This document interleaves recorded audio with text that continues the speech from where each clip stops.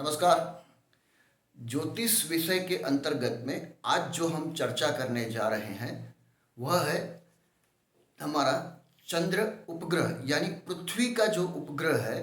देखिए, सूर्य के आसपास जो परिक्रमा करती है हमारी पृथ्वी, और चंद्रमा जो है वो हमारी पृथ्वी के आसपास परिक्रमा करता है। अब देखिए, जन्म कुंडली में जो चंद्र है वह हमारा मन है, और सूर्य क्या है? सूर्य हमारा आत्मा है। अब देखिए क्या होता है कि सूर्य और चंद्र नौ ग्रहों में से इन दो की महत्ता विशेष है, अधिक मात्रा में है। कहीं ऐसा समझा भी जाता है कि सूर्य यानी पिता और चंद्र यानी माता। मन का भी संबोधन अधिक है, तो चंद्र और सूर्य ये महत्ता रखते हैं।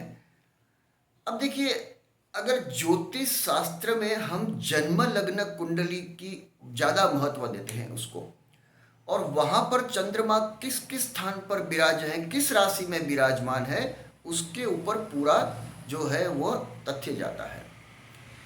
तो चंद्रमा जो है वह जन्म कुंडली में कहीं 2 अंक पे होता है, वृषभ राशि में होते हैं तब वह उच्च राशि के माने जाते हैं, और वृश्चिक राशि में अगर चंद्रमा कहीं है तो नीच राशि के माने जाते हैं। अतः चंद्र कर्क राशि में अगर जो है तो उसे स्वग्रही माने जाते हैं। अब देखिए क्या होता है, चंद्र शुभ ग्रह है। शुभ ग्रह के साथ चंद्र की युति जो है, जैसे कि गुरु है, इस तरह से बहुत ही अच्छी समझी जाती है। लेकिन शुभ ग्रह में भी कहीं मित्र शत्रु पक्षता जरूर है। हाँ, देखिए, चंद्र अगर कहीं जन्म कुंडली में मंगल के साथ में विराजमान है, और खास करके अगर धन स्थान, पंचम स्थान, नवम स्थान, 10वें स्थान और लाभ स्थान में, तो वह लक्ष्मी योग वैसे भी बन जाता है। चंद्र और गुरु कंजक्शन में, युति में, साथ में हो, और या तो चंद्र और गुरु केंद्र में कहीं हो तो गजकेसरी योग माना जाता है, यानी कि लक्ष्मी की आवर्ता बहुत ही वहाँ अच्छी है, अच्छे पुण्य कर्म की है, तब जाके यह योग मिलता है। आगे बढ़ते हुए अगर हम देखते हैं तो कुंडली में अगर किसी जातक की चंद्रमा उच्च राशि के विराजमान हो या तो कर्क लगन हो, तो वहाँ पर जो है वो जातक का जो चेहरा होगा वह ज़्यादातर गोल दिखाई देगा। और अगर फिर भी उच्च राशि के कहीं है या तो स्वग्रही है, तो चंद्रमा जो जातक है वह जातक के मुख पर आपको अच्छा तेज दिखाई देगा, फेयर स्किन होगी। तो चंद्रमा का जो स्थान के हिसाब से अगर हम देखें तो पृथक्करण ऐसा है। लेकिन अगर चंद्रमा अगर देखिए सप्तमी शुक्ल पक्ष की जब आती है, वहाँ से करके कृष्ण पक्ष की जो सप्तमी आती है वहाँ तक अच्छे माने जाते हैं। इसके बाद में चंद्रमा क्षीण चले जाते हैं, ऐसा माना जाता है। अब क्या होगा, यानी कि चंद्रमा डिग्री वाइज भी देखना पड़ेंगे, और हमें तिथि के हिसाब से भी देखने पड़ेंगे कि वो कैसे फलदायी है, या उनकी अवस्था जो है वो कुमार अवस्था में है, यानी कि 13 से 19 डिग्री में है या नहीं है। हाँ, और एक चीज़ यहाँ ध्यान ये रखनी है कि चंद्रमा अगर कहीं क्रूर ग्रहों के साथ हो, समझो कि राहु के साथ अंशात्मक कंजक्शन में आ गए हैं, तो ये अच्छा नहीं माना जाता है। वहाँ क्या होता है, चंद्र राहु यानी और चंद्र शनि, ये दोनों में विष योग माना जाता है। अब कहीं किसी जातक को 6वें स्थान में या तो 8वें स्थान में या तो 12वें स्थान में कहीं चंद्र राहु की कंजक्शन हो गई हो, तो युति हो गई हो, तो कोई फूड पॉइजनिंग के चांसेस थोड़े हो जाते हैं, या तो फिर कोई जहरीला जानवर जो उसे कहीं काट सकता है, तो ये भीति रहती है। उसके लिए सावधान जातक को हमेशा रहना जरूरी है। शनि चंद्र जो है वह क्या करते हैं, अगर कुंडली में कहीं किसी को चंद्र शनि 7वें स्थान में आ गए हैं, अंशात्मक डिग्री में, नजदीक नजदीक 3-4 डिग्री के भीतर, तो उनको जो है शादी जो है, विवाह है, वो हो सकता है विदुर के साथ होने की प्रबलता ज़्यादा दिखती है।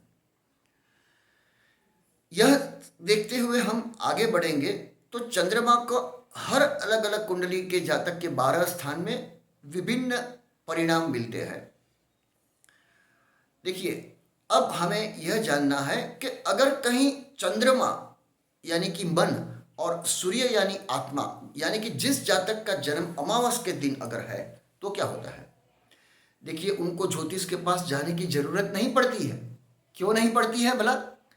अरे, आत्मा और मन दोनों का संयोग यहाँ कुदरती तरीके से बैठा हुआ है, संयोग है, सुयोग है, और उस जातक को अब कुदरती जो है वो भेंट है, यानी कि नेचुरल गिफ्ट है कि वह खुद ही आने वाले कुछ जो घटना बनने वाली है उसका अगमचेती, उसको पहले से कुछ भास हो जाता है। वो अपने खुद के ज्योतिष है और या तो दूसरों को भी मार्गदर्शन दे सकते हैं।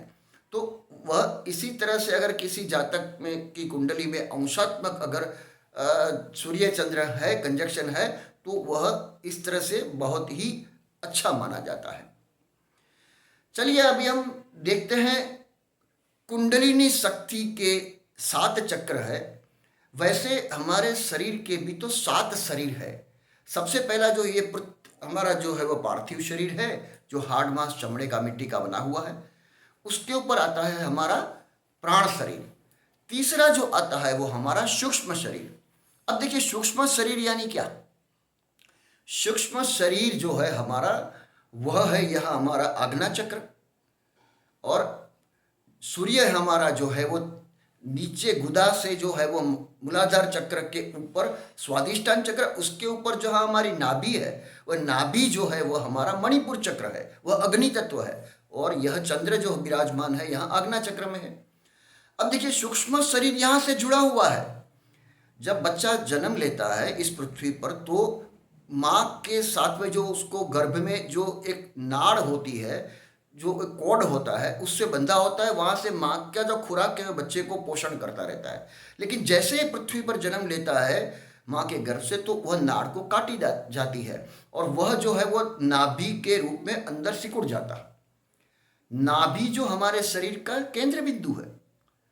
अब देखिए, सूक्ष्म शरीर यानी मन। मन क्या है? चंद्र, या चंद्र अगर हम जब भी कुंडली में देखते हैं तो वो मन को प्रभावित करते हैं, यानी मन यानी चंद्र। अब देखिए, हमारा मन जो है कहीं भी वर्तमान में टिका के रखना बहुत ही मुश्किल है। क्यों? या तो वह पास्ट टेंस या तो भूतकाल में कहीं चला जाता है, भटकते भटकते पुराने संस्मरणों को याद करते हुए, और अन्यथा क्या होता है, यह भविष्य की और चिंताओं में चला जाता है। जो जातक अपने मन को वश कर लेता है, यानी अपनी इंद्रियों को मन की लगाम से जो है वश करके उसे वर्तमान में ही पकड़ के रख सकता है, वह जो है वह जीतता है संसार को। लेकिन मन को जीतना इतना आसान नहीं है। क्यों? क्योंकि अगर भगवत गीता में भी अगर आप देखें तो 6वें अध्याय में 34वें श्लोक में भी यह कहा गया है कि चंचलम ही मनः कृष्ण प्रमादी बलवद दृढ़म तस्याहम निग्रह मन्ये वायोरीव सुदुष्करम। यानी कि पवन को जितना कंट्रोल करना बहुत ही कठिन है, उससे ज़्यादा ही मन को संभालना कठिन होता है, यानी कि वश में करना इतना ही बहुत ही कठिन है। चलिए हम देखते हैं कि अगर किसी जातक की कुंडली में हमारा महत्व क्या है सूर्य चंद्र का, योग की भाषा में, कुंडलिनी शक्ति की जागृति के हिसाब से। तो देखिए, हमारे एक जो समझने की चीज़ है कि नाभि जो है वहाँ पर एक ऐसी वाटी जैसा है, वाटी यानी एक यूटेंसिल है जो अग्नि तत्व है, जैसे इस तरह से है वो। और हमारा चंद्र जो है मन आज्ञा चक्र, जब एक सामान्य मनुष्य का, वो भी इसी तरह से है, इस तरह से दिया जैसे सीधा है। लेकिन हमें जीवन में साक्षात्कार अगर करना है, आत्म साक्षात्कार, तो यह जो मन की जो वाटी है ऐसी भरी हुई अमृत से, वह अमृत वाली वाटी जो है, इसे हमें आत्म साक्षात्कार करने के लिए तप जब ध्यान योग वगैरह से नीचे लाना है। तब कि वो अगर धीरे धीरे वह उसमें जैसे घी कैसे जम जाता है वैसे जमा हुआ है, उसे नीचे करते हैं तो हमारे विशुद्ध चक्र गले में है, वहां से वो मणिपुर चक्र में एक एक बूंद अमृत की जो है वो पिरसेगा, और यही हमारा जन्म साक्षात्कार होता है। चलिए आकृति की ओर बढ़ते हैं और देखते हैं क्या है यह चीज। देखिए, यह है हमारी कुंडलिनी के सातों चक्र, और यहाँ यह हमारी नाभि है। यहाँ किसको बोलते हैं हम? सूर्य। सूर्य का प्राधान्य है नाभि में, जो हमारा केंद्र बिंदु है। यहाँ पर जो वाटी है वो सीधी खड़ी है, ऊपर खुली हुई है। और यहाँ आज्ञा चक्र जो हमारा है, वहाँ है हमारा मन, और यह वाटी ऊपर की तरफ है। हमारा लक्ष्य जीवन का क्या है कि हमें इस वाटी को नीचे करना है, जो घी जमा है अमृत का, जो हम ईश्वर ने हमें भेंट प्रदान किया है, इसको हमें नीचे लेके, अब जब हम ध्यान योग करते हैं तो यह सबसे पहले इसकी बूंद गिरती है या विशुद्ध चक्र में, देखिए यहाँ पर, और यह विशुद्ध चक्र में धीरे धीरे पिघल के, क्योंकि सूर्य की जो अग्नि तत्व उसे पिघलाएगी, और यह जो है हमें एक एक बूंद यहाँ सूर्य की ओर आएगी, तो हमारा जन्म जो है सफल होगा, हमें आत्म साक्षात्कार होगा। तो आज यही समझना है कि सूर्य और चंद्र जितने ही हमारे जन्म कुंडली में प्राधान्य रखते हैं, तो उसी तरह हमारे जो है वो कुंडलिनी शक्ति में भी सूर्य और चंद्र की अपनी अपनी महत्ता है। अब देखिए, जब कोई जातक यानी इंसान, जब मनुष्य जब जन्म लेता है तो उसके बाद में उसका मन कहीं भटकता है, तो वो नाभि में तो एक तरफ उसकी छोर बंधी रहती है, लेकिन मन वाली छोर जो है वो कहीं विस्तार घूमती रहती है। होता है क्या, हम देखिए पढ़ते बच्चे होते हैं तो उसका ध्यान नहीं लगता, हम इवन खुद अपने कथा में चले जाते हैं तो हमारा फिजिकली प्रेजेंस है पर हमारा ध्यान कहीं और भटकता रहता है। तो मन का विस्तार तो बेकाबू है, कहीं भी चला जा सकता है, अंतरिक्ष के पार भी चला जा सकता है। इसके लिए अगर देखिए कि जब देह त्याग करता है मनुष्य, तो क्या होता है, नाभि मन से तो आज्ञा चक्र से तो वो घूमता रहता है एक छोर से, लेकिन जब वह सूर्य से भी निकल जाता है तब वह पार्थिव देह को छोड़कर चला जाता है, वह जीवात्मा कहलाता है। उसके आसपास अतृप्त इच्छा वगैरह लेके आगे चला जाता है और फिर घूमते रहता है, भटकते रहता है। तो हमें यही आत्म साक्षात्कार करने की जरूरत है।